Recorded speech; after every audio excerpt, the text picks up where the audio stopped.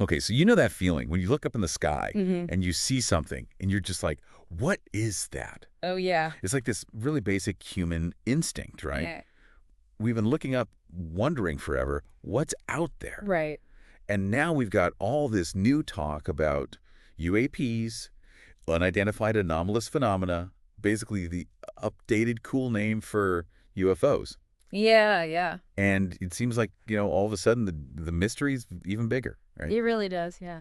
And you brought some really cool stuff for us to dig into today. We've got that U.S. government report, Mm-hmm. that's like straight from the source, right? Mm-hmm. We've also got like a personal story from someone who lead the Project Blue Book investigation. Talk about a blast from the past. Mm. And then on top of that, we've got this, I don't know, it seems kind of cryptic, this document that might be like a missing piece of all of this. It's interesting. So are we ready to separate what's real and what's not and just dive in? Let's do it, yeah. Let's do it. Okay, so first up is this Arrow Historical Record Report, Volume 1, 2024.pdf. Okay. So this is the government trying to be like, okay, here's the deal with UAPs, and they're not messing around. This report looks at government investigations all the way back to 1945. Wow. We're talking about ARRO-YARO, the All-Domain Anomaly Resolution Office. Yeah. This is a group they put together just to deal with this stuff. Yeah, and you're right. That historical context is really important because, UAPs, they've kind of been like a fringe topic for a long time, right? And then when they created this AIRO, it felt like, okay, now we're getting serious. Now this is going to be a systematic approach to figuring out what's going on. Totally, totally. So after all that investigating, what's the final word?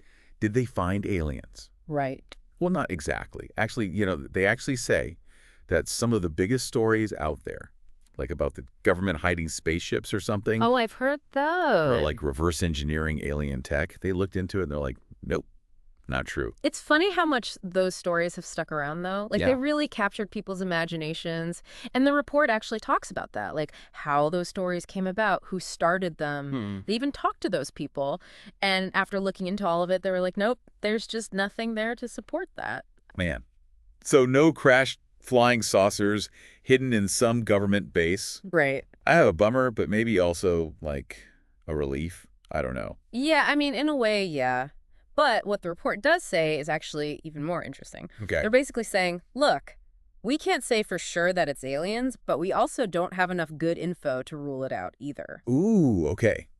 Now that is interesting. So what are people seeing up there then if it's not aliens Right. or top secret government stuff? Right.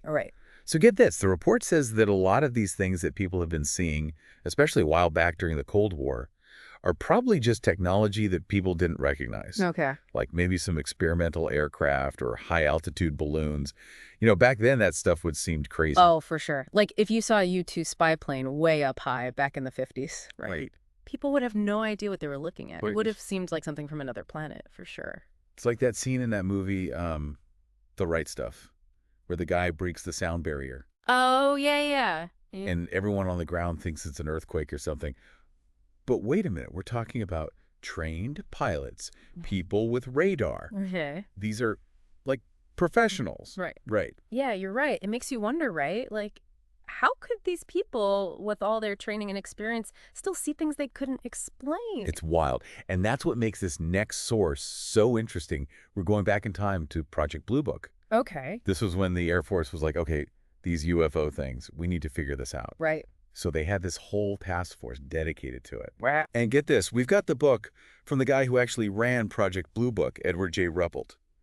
It's called The Report on Unidentified Flying Objects.pdf. And let me tell you, this isn't just some boring government report. This is like firsthand experience, right, from the guy who was investigating these things as they happened. And what's cool is that he started as a total skeptic. Oh, yeah. He thought it was all a bunch of nothing, but then as he got into it, he started finding cases he couldn't explain. It makes you really pay attention to what he has to say. Totally. And he goes into detail, too, about how they did their investigations, interviews, radar data, even looking at weird weather patterns.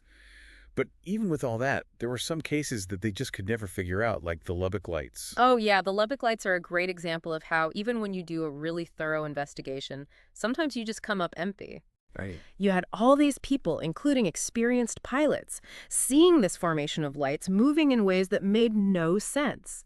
And they could never figure out what it was. It really makes you think, what if some of these things that people are seeing, even the professionals, are like glimpses into something we just don't understand yet. It's a possibility, right? Something beyond our current science. Right. Like totally changes how we see the world. Exactly. And that's where things get really fascinating.